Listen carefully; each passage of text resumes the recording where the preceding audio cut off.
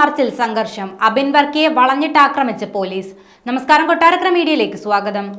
ADGP MR Ajith കുമാറിനെതിരെയും P ശശിക്കെതിരെയും ഉയർന്ന ആരോപണങ്ങളിൽ മുഖ്യമന്ത്രി രാജിവെക്കണമെന്നാവശ്യപ്പെട്ട് യൂത്ത് കോൺഗ്രസ് സെക്രട്ടേറിയറ്റിലേക്ക് നടത്തിയ മാർച്ചിൽ സംഘർഷം.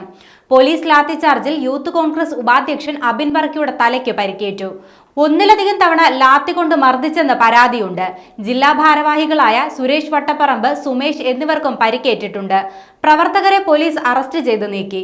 യൂത്ത് കോൺഗ്രസ് നേതാക്കളായ രാഹുൽ മാങ്കൂട്ടത്തിൽ, അബിൻ വർക്കി എന്നിവർ മാർച്ചിൽ പങ്കെടുത്തു. ബാരിക്കേഡുകൾ മറിച്ചിടാൻ ശ്രമിച്ച യൂത്ത് കോൺഗ്രസ് പ്രവർത്തകർക്ക് നേരെ പോലീസ് 7 തവണ ജലപീരങ്കി പ്രയോഗിച്ചു. മാർച്ചിനിടെ പോലീസ് ബാരിക്കേഡ് മറിച്ചിടാൻ യൂത്ത് കോൺഗ്രസ് പ്രവർത്തകർ ശ്രമിച്ചതോടെ പോലീസും പ്രവർത്തകരും തമ്മിൽ ഉന്തും തള്ളുമുണ്ടായി. പോലീസ് വാഹനത്തിനു നേരെയും പ്രവർത്തകർ ആക്രമണം നടത്തി. ഇതിനിടെ സെക്രട്ടേറിയറ്റ് മതിൽ ചാടിക്കടക്കാൻ ശ്രമിച്ച വനിതാ പ്രവർത്തകരെയും പോലീസ് തടഞ്ഞു. അധോലോക സംഘത്തിനെതിരായി അധോലോക കേന്ദ്രത്തിലേക്ക് തന്നെ മാർച്ച് നടത്തുകയാണെന്നും രാഹുൽ മാങ്കൂട്ടത്തിൽ ആരോപിച്ചു. താനൂരിലെ കൊലയ്ക്ക് പിന്നിൽ സുജിത് ദാസ് ആണെന്നും സുജിത് ദാസിന് നിർദ്ദേശം നൽകിയത് അജിത് കുമാർ ആണെന്നും രാഹുൽ മാങ്കൂട്ടത്തിൽ പറഞ്ഞു. RSSുമായുള്ള കൂടിക്കാഴ്ചയ്ക്ക് പിണറായി പറഞ്ഞുവിട്ട രാഷ്ട്രീയ മൂന്നാമനാണ് അജിത് കുമാറെന്നും രാഹുൽ മാങ്കൂട്ടത്തിൽ ആരോപണം ഉന്നയിച്ചു.